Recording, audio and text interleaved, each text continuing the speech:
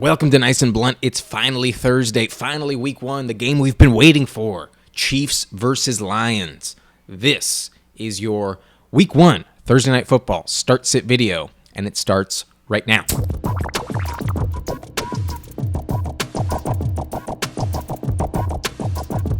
Oh boy, gonna be a barn burner tonight. The last time we saw Goff versus Mahomes, it was a 54-51 point shootout, and maybe it won't be that high this time, but I expect a very good game. Definitely a lot of points scored in this one. But the big news for this matchup is that Travis Kelce hyperextended his knee a few days ago, and he is a legit questionable game time decision for this game. They're going to work him out before it kicks off, see how he feels, but there's probably a 50-50 shot that he doesn't play or does. So that is concerning. Definitely not ideal if you drafted him in the first round, but that's how it goes in fantasy football. You can be up 1 minute and then come crashing down the next minute because injuries are rampant in the NFL. He is 34 years old after all. So that's a bummer. Let's hope he plays. If he does, I'm not benching him. He's still my tight end one. I still think he'll be fine. Definitely going to score a touchdown in this one. He should be okay. But hopefully they don't use him as a decoy. That would suck. If he does play, you start him, and he only gets like 2 targets just because they want to play it safe. But doubt that's going to happen. He should be perfectly fine. But another big news for the Chiefs is that defensive lineman Chris Jones is still in his holdout. He's still not with the team, and that is a slight downgrade for their defense. You can't tell me that they're a better team without Chris Jones. So I think the Lions will score a lot of points. Definitely an upgrade for them. But we all know that wide receiver Jameson Williams is suspended for the first 6 games, so that opens some targets for other players. And then their cornerback Emmanuel Mosley is out for this one. That does kind of help Mahomes in that passing game just a little bit. We'll see what the rookie Brian Branch can do. But aside from the injuries, let's talk defensive stats. Last year's stats can possibly just be thrown out the window completely. Like, it's a new year, they're new teams. Hard to say it's all going to carry over year. But the Lions' defense was terrible. They ranked 32nd in total defense, 30th against the pass, 29th against the run. And in terms of total points, they gave up 25.1 per game. That ranked 28th in the NFL in overall defense. So the Lions defense needs a lot of work. I doubt they're going to be that much better. They might be closer to league average this season, but they're still a plus matchup. Definitely a team you want to go against. So an upgrade for Pacheco. I have upgraded him in my rankings. He was previously my running back 26. Now he's my RB 20. I also upgraded McKinnon a little bit, but he's only my RB 31. I'm still keeping him on the bench if I have him.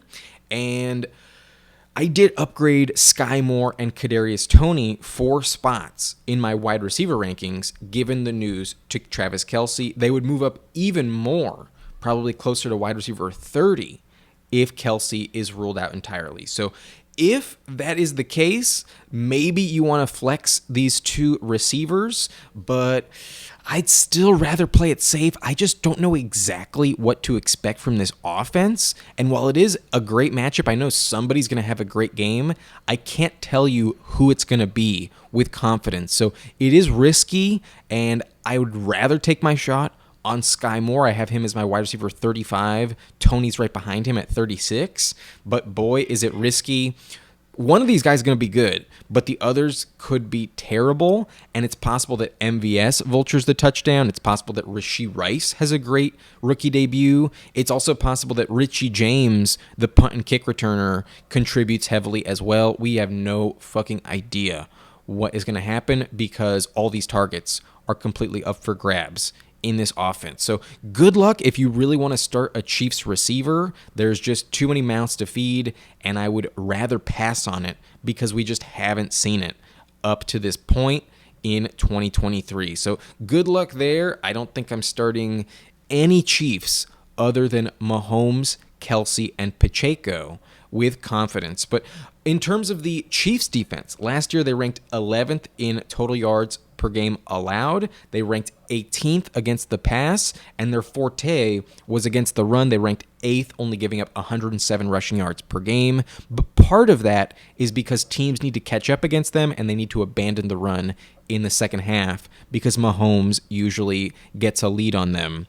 They win most of the time. So that's one of the reasons there. But in terms of total points, they were also below average. They ranked 18th, giving up 21.7 total points per game, and I think they're going to be a little bit worse than that in this one without Chris Jones. So that makes the Lions very interesting starts in this game. I am absolutely starting Jared Goff. If I have him, he is a top 10 quarterback for me. I have him at number 9. And if he's your backup for a player like, Justin Fields or Jalen Hurts, hypothetically, then no, you're not starting him. But if he is one of your top streaming options, I would go with him. I would take a shot on Jared Goff tonight. But Amon-Ra St. Brown is a player you have to start. I have him ranked as a top 5 wide receiver. He's my wide receiver 4 tonight, and I think he's going to be really, really effective. Definitely find the end zone. Definitely go over 75 receiving yards. That is my opinion. But I'm also starting the running backs. I'm going with Jahmyr Gibbs as my RB17. And a few days ago, I had Montgomery ranked at 21, but I am more confident. I think it's a real toss-up which of these 2 running backs is going to have the better start to the season, and I've upgraded him to my RB18. I have them both as legit RB2s that you should have in your lineup. If you I definitely see some high usage for both of them. But an interesting start, if you want to be a little bit risky, go with the rookie tight end Sam LaPorta. He is my tight end 12 tonight, and there should be a few extra targets available in this offense with no Jameson Williams. But aside from him, if I'm feeling desperate, which I actually am in the subscriber league, I have Cooper Kupp now on IR, and I only drafted 4 receivers at the draft. I'm a little bit concerned with my options. I'm probably going to lose in week 1, but if you need a dart throw, the player I picked up off of waivers and I am strongly considering putting in my lineup tonight is Josh Reynolds, wide receiver for the Detroit Lions. He's the number 2 in my opinion. He has the best connection with Jared Goff.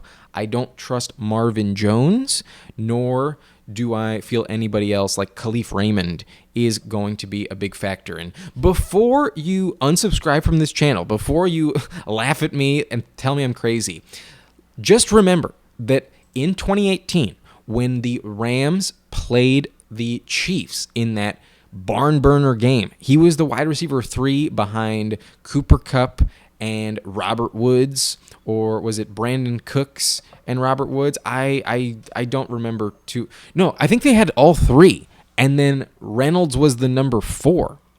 Reynolds caught 6 for 80 yards and a touchdown in that game. He was the odd man out. He was the guy that they forgot about and let slip past them and have an excellent fantasy game. Not only that, but last year for the Lions, he had a very good start to the season. In week 2, he caught 3 for 38 and a touchdown. In week 4, he caught 6 of 10 targets for 96 yards. In week 4, he caught 7 for 81 and a touchdown. And in week 5, when Amon-Ra St. Brown had a concussion, he had another 10 targets, caught 6 for 92, and was very legit in terms of his fantasy contributions. He also caught 5 for 51 and a touchdown in week 14 after he came back from injury.